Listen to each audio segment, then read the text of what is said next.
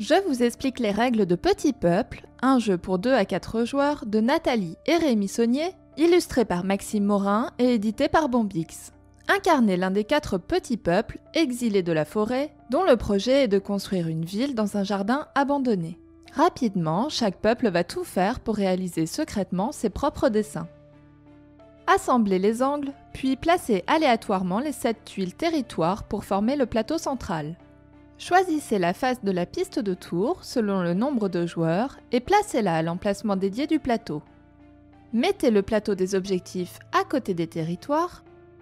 Mélangez les cartes associées, faites une pioche que vous posez dessus et révélez les 4 premières cartes qui forment les projets communs.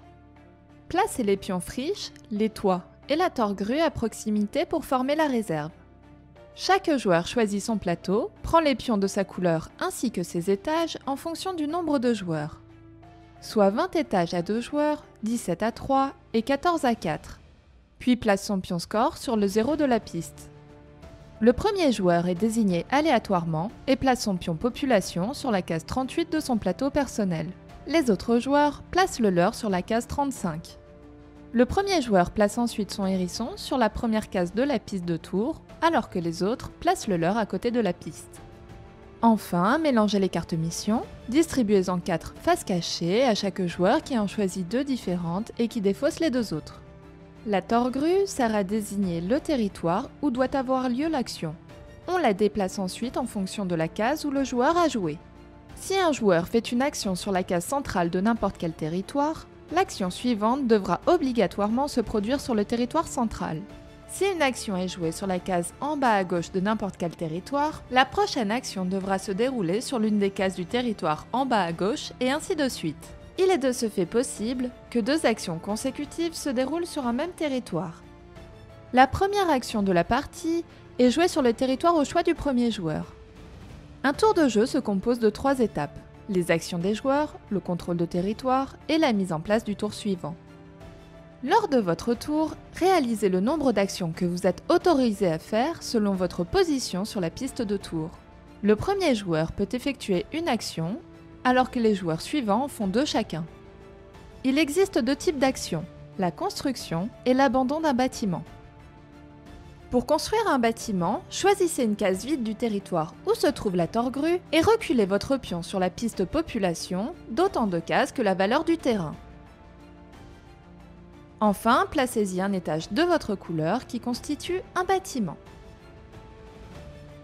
Si vous décidez de construire sur un terrain en friche, choisissez quel type de végétation va pousser sur cette case pour toute la partie, en sélectionnant le pion associé dans la réserve et en le plaçant sur la case friche. Reculez votre pion population de 5 cases et placez un étage sur le terrain choisi. Si vous voulez ajouter un étage à l'un de vos bâtiments, payez la valeur du terrain plus 1 par étage déjà construit. Vous pouvez aussi choisir d'abandonner l'un de vos bâtiments sur le territoire où se trouve la torgrue. Pour cela, récupérez les étages qui le composent, remettez le toit dans la réserve au besoin et avancez votre pion population d'autant de cases que le nombre d'habitants nécessaire à sa construction multiplié par 2. Lorsque vous avez effectué votre action et que vous avez posé un étage nécessaire à la réalisation d'un projet commun, vous pouvez le valider. Marquez immédiatement les points de victoire du projet en déplaçant votre pion sur la piste de score. Prenez la carte près de vous et révélez-en une nouvelle. Posez un toit sur le dernier bâtiment qui vous a servi à accomplir le projet. Ce bâtiment ne peut plus servir ni à l'accomplissement de projets communs, ni à celui de missions secrètes, sauf pour les missions de contrôle de territoire. Et vous ne pouvez plus y ajouter des tâches supplémentaires. Il existe plusieurs types de projets communs, réalisables en fonction de la hauteur et du nombre de bâtiments construits sur des emplacements spécifiques.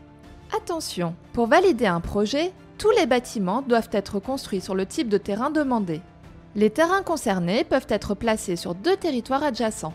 Lorsqu'un objectif requiert de construire un certain nombre d'étages, il s'agit toujours du nombre minimal à atteindre. Vous disposez également de 4 pions stratagèmes. Vous pouvez en dépenser 1 par action pour effectuer des manœuvres supplémentaires. Le mouvement stratégique s'utilise avant de faire votre action. Il vous permet d'éviter de jouer sur le territoire imposé en déplaçant la torgrue vers le territoire numériquement supérieur ou inférieur, Ce stratagème n'est pas une action. Le transfert de toit s'utilise avant de faire votre action. Il vous permet, lorsque vous jouez sur un territoire où l'un de vos bâtiments est bloqué par un toit, de déplacer le toit vers un autre de vos bâtiments construits sur le même type de terrain. Ce stratagème n'est pas une action. Enfin, l'invasion d'un bâtiment vous permet de vous approprier le bâtiment d'un autre joueur sur le territoire où vous devez jouer, en plaçant vos étages à la place des siens, à l'identique. Vous devez diminuer votre population du nombre d'habitants nécessaires à la construction multiplié par 2. Le joueur adverse récupère ses étages et gagne le nombre d'habitants que vous venez de perdre. Au besoin, le toit est remis dans la réserve. Ce stratagème remplace votre action. Pour chacun des stratagèmes joués durant la partie, placez un jeton sur la piste correspondante. Lorsque les 4 jetons auront été dépensés, vous ne pourrez plus bénéficier de manœuvres supplémentaires. Terminez enfin votre tour en choisissant le joueur suivant et en plaçant son hérisson, à la suite du vôtre, sur la piste. À 2 joueurs, vous jouez à tour de rôle. Ainsi, si vous êtes le premier joueur et que vous venez de faire votre action, vous positionnez le hérisson du deuxième joueur sur l'emplacement numéro 2 de la piste de tour et mettez le vôtre sur l'emplacement 3. À la fin de son tour, le second joueur place donc son hérisson à l'emplacement numéro 4.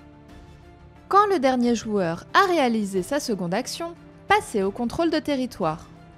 Sur la tuile 1, comptez le nombre d'étages de chaque couleur. Le joueur qui en possède le plus gagne 2 habitants et avance son pion en conséquence sur la piste population. En cas d'égalité, chaque joueur concerné gagne 1 habitant. Procédez de même pour chaque territoire dans l'ordre croissant. Au cours de la partie, il est possible de dépasser les 40 habitants de sa piste personnelle. Prenez alors un pion plus 40 pour matérialiser les habitants supplémentaires et ajustez le nombre d'habitants sur la piste en repartant de 1. Vous ne pouvez néanmoins pas avoir moins d'1 habitant. Vous devrez donc augmenter votre population avant de pouvoir à nouveau effectuer certaines actions. Mettez ensuite en place le tour suivant. Le dernier joueur devient le premier et les pions des adversaires sont replacés sur le côté de la piste de tour. Quand un joueur construit le dernier étage de sa réserve, la fin de partie est déclenchée, peu importe qu'il abandonne ensuite un bâtiment lors d'une seconde action ou non. Finissez le tour en cours, faites l'étape de contrôle de territoire, puis passez au décompte des points. Avancez votre marqueur de score d'autant de cases que de points rapportés par votre population et par vos missions secrètes. Un même bâtiment peut compter pour plusieurs missions secrètes. Les bâtiments qui possèdent un toit sont ignorés lors du décompte, sauf pour les missions de contrôle de territoire. Il existe différents types de missions secrètes. Celles qui fonctionnent avec le nombre d'étages de vos bâtiments et d'autres qui vous rapportent des points si vous êtes majoritaire sur des territoires donnés. Le joueur ayant récolté le plus de points de victoire remporte le jeu. Bonne partie!